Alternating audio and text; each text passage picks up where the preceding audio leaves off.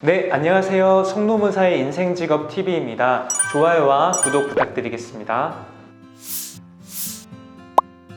네, 오늘은 여러분들께 저번 영상에 이어서 직업의 변화, 그리고 환경적 변화, 이런 상황에서 여러분들께서 정규직을 탈피하고 또는 최소 정규직이 내가 보장받지 못하는 환경에서 바로 제2의 직업으로 옮겨갈 수 있는 다양한 그 길들을 제가 슈퍼 비정규직이 되는 길로 말씀드렸었는데요.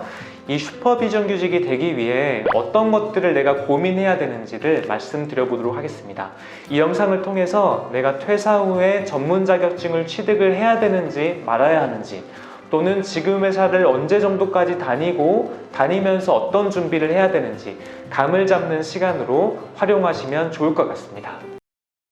저는 크게 4가지 기준으로 여러분들께서 기준점을 삼았으면 하는데요. 첫 번째는 직업의 안정성이고요.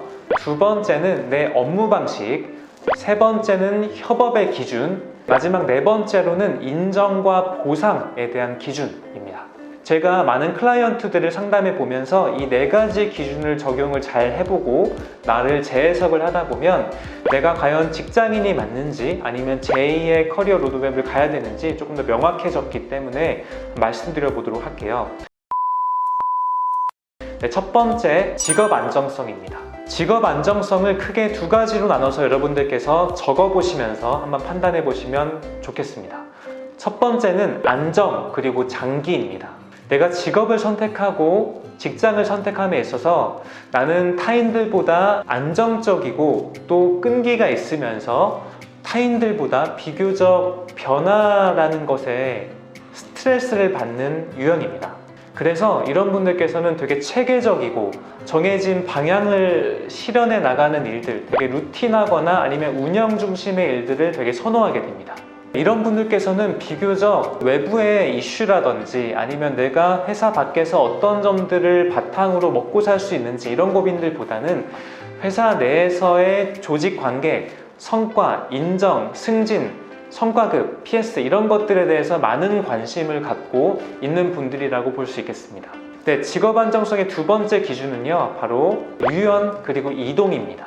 회사 조직 내뿐만이 아니고 내가 회사 외에서의 시장 가치를 계속 가늠해 보면서 호기심을 바탕으로 내 커리어는 내 목표와 꿈을 이뤄가는 단계에서 계속 회사 내부뿐만이 아니고 외부하고의 계속적인 상호작용을 해나가는 스타일이라고 볼 수 있습니다. 이런 분들께서는 보통 회사를 끝나고 MBA를 다니거나 또는 퇴근 후에 직장 외에 자기 개발을 계속 해나가거나 또는 주말을 활용해서 계속적으로 이 루틴한 회사 생활을 타개하기 위한 다양한 변화와 활동들을 해나가는 사람들이라고 볼 수 있겠는데요. 이런 분들께서는 이런 변화 그리고 새로움, 도전 이런 것들을 기꺼이 좀 받아들이는 형식이 되겠습니다. 네, 2가지 직업 안정성의 기준에서 여러분들은 어디에 해당하시나요? 한번 적어보시고 내 과거 경험에서 내가 어떤 의사결정들을 주로 했는지 한번 파악해 보시면 좋겠습니다. 네, 2번째는 업무 방식입니다. 업무 방식도 크게 2가지로 나눠서 정리해 보실 수 있는 포인트를 드려볼 건데요. 첫 번째는 자율 책임, 2번째는 공정과 규율입니다. 네, 첫 번째 자율 책임은 나는 내가 알아서 하고 내 의사결정을 바탕으로 내가 내 일을 만들어 나가고 그만큼 내가 책임을 지되 그만한 보상을 나는 필요로 하는 분류가 이에 속합니다. 대부분 회사에서 핵심 인재분들은 이런 유형의 경우가 많아요. 그래서 일을 찾아서 하거나 또는 내가 일로 지금 인정을 받지 못한다면 계속적으로 나를 챌린징해서 새로운 업무를 만들어서 성과를 내고 또 인정을 받는 형태가 이에 해당합니다. 네, 2번째 기준은 규율과 공정인데요. 보통 정해진 규율 안에서 내 업무 또한 정해진 것을 좀 좋아하는 분들이세요. 그래서 조직 내 균형을 좀 중요시하고 뭔가 평등한 적용을 통해서 업무의 배분 그리고 공정성에 관심이 많으신 분들이고요. 질서정연하고 체계적인 것을 좋아하기 때문에 비교적 형태와 규모가 갖추어져 있는 직장인의 형태 또는 대기업, 공공기관 등의 형태에서 일을 좀 잘하는 분들이라고 볼 수 있겠습니다. 이 경우에는 처음에 말씀드린 기준, 자율 책임이죠. 자율 책임적 요소가 나에게 많이 있는 분들께서는 회사 밖에 다양한 도전을 즐기시고 또 잘하시는 분들이라고 볼 수 있겠습니다.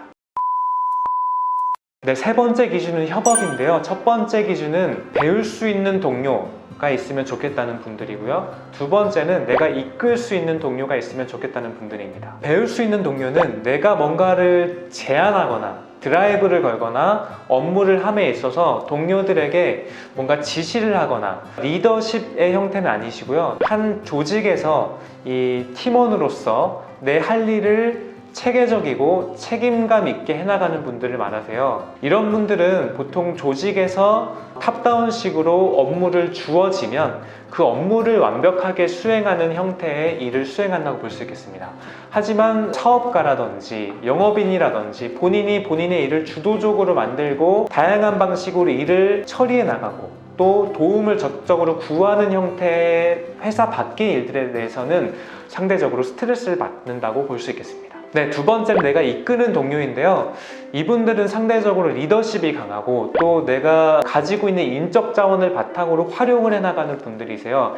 인맥을 바탕으로 사업 또는 새로운 걸 함에 있어서 계속적으로 그분들의 리소스를 내가 도움을 받고 더 새로운 곳을 만들어 나가고 또 그분들께 수익을 창출해내고 이런 성향이 많이 강하기 때문에 이런 분들은 회사 내에서나 또는 회사 밖에서 보통 이제 내 집단의 중심에서 다양한 역학관계에서 뭔가 힘을 좀 갖고 계시거나 아니면 회사 내에서도 좀 입김이 센 분들, 이런 분들이 해당할 수 있겠습니다. 조직 밖에서도 이런 분들께서는 계속 업무를 생산해내고 또 같이 뭔가 협업 포인트를 만들어내고 또 동업을 하기도 하고 그래서 회사 밖에서 좀 특화된 분들이 많다고 볼 수 있겠습니다.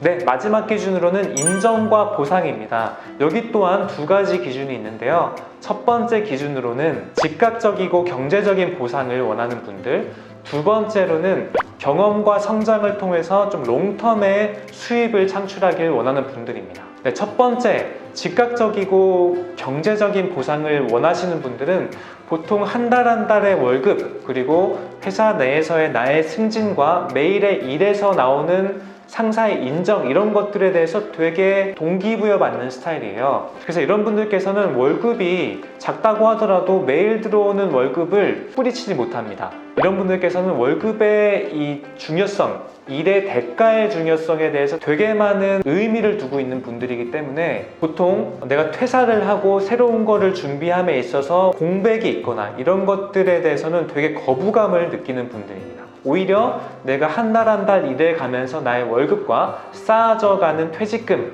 그리고 일을 더했으면 연차수당 이런 보상적 개념의 일을 하시는 분들이 많기 때문에 이런 분들께서는 직장인으로서 내가 일에 대해서 온전하게 돌아오는 보상적인 측면에서 동기부여를 많이 받고 또 거기서 충분한 만족을 느낄 수 있는 분들이 해당한다고 볼 수 있겠습니다. 두 번째는 경험과 성장으로부터 오는 롱텀 수입을 보통 보는 분들인데요.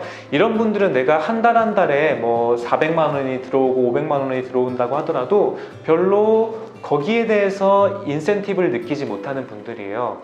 오히려 내가 회사 밖에서 조금만 더 잘하고 지금에 갖고 있는 내 능력들을 바탕으로 조금만 더 이런 식으로 영업을 펼쳐나가 보면 월 2천만 원, 3천만 원이 넘는 수익을 벌 수 있을 것 같은데 이런 고민들로 계속 의사결정을 하다 보니까 조직 내에서 상사의 인정, 월급, 승진 이런 것들로는 더 이상 동기부여가 안 되는 분들이죠. 그래서 이 경우에는 두 번째 분들이 사업가의 형태 또는 퇴사 후에 무언가를 진취적으로 도전하는 데 있어서 훨씬 더 의사결정에 맞는 스타일이라고 볼 수 있겠습니다.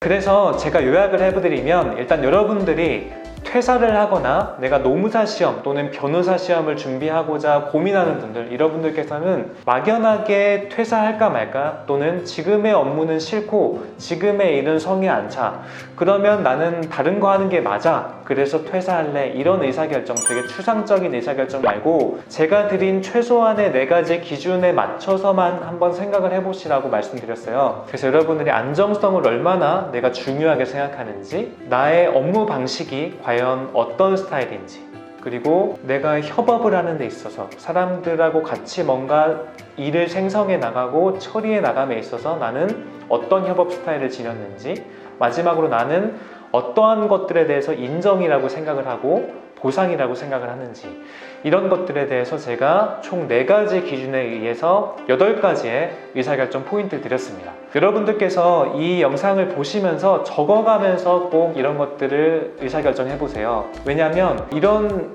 중요한 의사결정들은 여러분들께서 혼자만 하시면 안 되고 항상 누군가의 전문가가 주는 기본적인 생각의 구조 안에서 여러분들께서 여러분들의 적용을 해보는 과정이 가장 필요하기 때문입니다.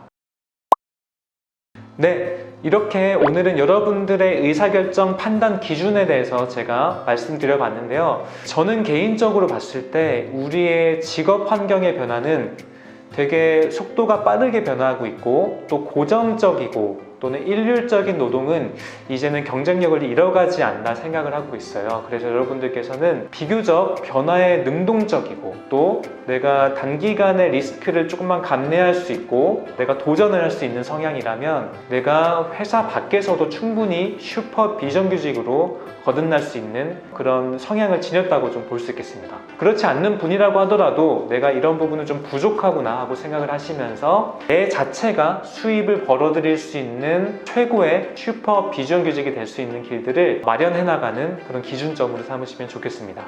오늘도 여러분들의 더 나은 인생과 더 나은 직업을 고민하는 송노무사의 인생직업TV였습니다. 좋아요와 구독 부탁드리고 궁금한 점은 댓글로 부탁드리겠습니다. 감사합니다.